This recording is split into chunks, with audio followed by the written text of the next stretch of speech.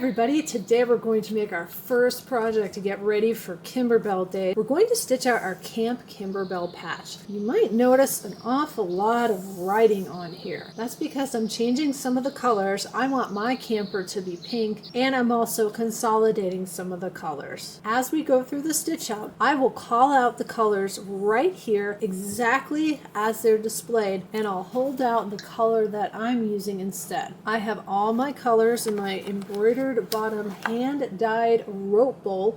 This is Kimberbell project rope that I dyed using Rit dye. I'll link that for you below. The hoop size for this project is 4x4. I do not have a 4x4 hoop for my machine, so I'm going to be using a 5x7. You need to have wash away stabilizer, and we're going to hoop 2 layers of wash away stabilizer. You're also going to need white felt for your base. I have the antique white embroidery felt. I'll be using that today. And kind of a sneak peek, I want to think of something fun to do with this. Of course, when you're done, you could iron on the double-sided Bond Pro on the back and then iron on your patch wherever you want to put that. Jean jacket, bag, dog bandana, shirt sleeve, wherever you think it'll look good. But when I was moving my fabric to the new space, I found this charm pack. Look at this. Gone Glamping. This is by Whitlock of Riley Blake Designs. You can see all the fun little campers on there. These are the prints that are in this charm pack. I've had this for a while. I honestly completely forgot about it. I found it buried on my shelf. So when it gets closer to Kimberbell Day, we're going to make a fun project using this patch. Let's go ahead and load our stabilizer into our hoop and start our stitch out. Today I'm using this HBI wash away stabilizer.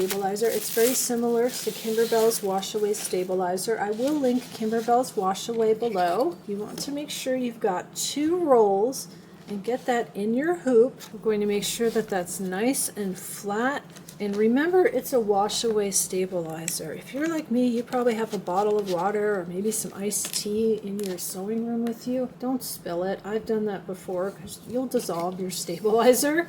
That looks good. We need to measure a piece of our base felt. I have the antique white felt. It needs to be 4 by 4.5 inches. This is the Kimberbell embroidery felt. I do really like their felt. I find it far superior to some of the really cheap stuff you can buy online. The lesser expensive stuff might be okay for certain crafts, but for this, I would definitely go with a higher quality felt. There's my piece of felt. We're ready to head over to the machine. On a Baby Lock Meridian, I have my file on my Hoop Studio USB. Let's go ahead and bring that up. It's one file. This is a long stitch out. This is what they call in cross stitch full coverage. We are going to completely cover our base felt. That's why this stitch out is so long. The first color we're going to start with is baby blue. Here's the color I picked for baby blue. Grab your base felt, make sure you completely cover that placement line. I've got a piece of tape there at the top. We're going to stitch our base tack down line.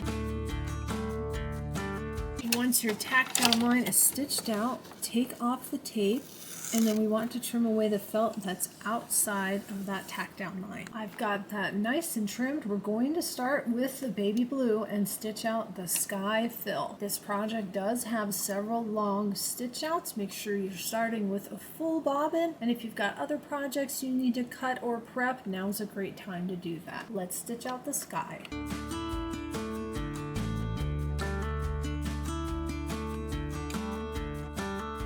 Sky has stitched out. The next color that's called for is sage. I'm going to be using this color of Floriani thread. There's the number for that. The original color I had written down at the beginning was too much like a Christmas tree. So switch and put on your green, and then we're going to stitch out the grass.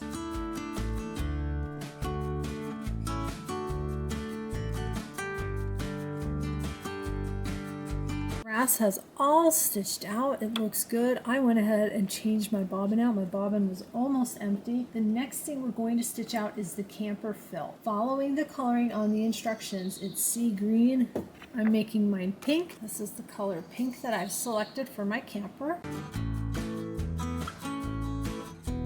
Next up, we're going to stitch the middle stripe fill. They have that in the color Haze. I'm using a light purple. This is the thread color I'm going to use for the middle stripe fill. Next is the top and bottom stripes. They use the color Buttermilk. It's a yellow. I'm going to use a bright hot pink. Next, we're going to stitch out the door. The color they have is Linen. I went over to my thread wall and found the palest pink I could find. This is a sim thread. I'm going to use this color for the door. That came out great. Don't worry if you see a little bit of the thread from your middle stripe. We're going to stitch out a window frame, and then we're also going to stitch the windows. Our next step is the windows fill. They're using a color called Seagull. I thought I was going to use white, but now that I look at it, I don't think white's going to look good. I found this very, very pale icy blue color. I'm going to use this for the windows. You've got a window here and then one on your door. Next, we're going to stitch the camper outline. I'm going to use the pink that I used for my camper. Per the instructions, it's the sea green color, which is the color they used for their camper. So if you change the color of your camper, whatever color you picked for that, do your outline in the same color. Next, we're going to stitch out the wheel. The color they're using is Shadow. This is the color that I've picked. Next up is the hubcap and the clouds. They're using the color Linen. I'm using white. Next, we're going to stitch out the words Camp Kimberbell. I have a pretty bright orange here. It seems most of my oranges are really bright. We'll go ahead and go with it.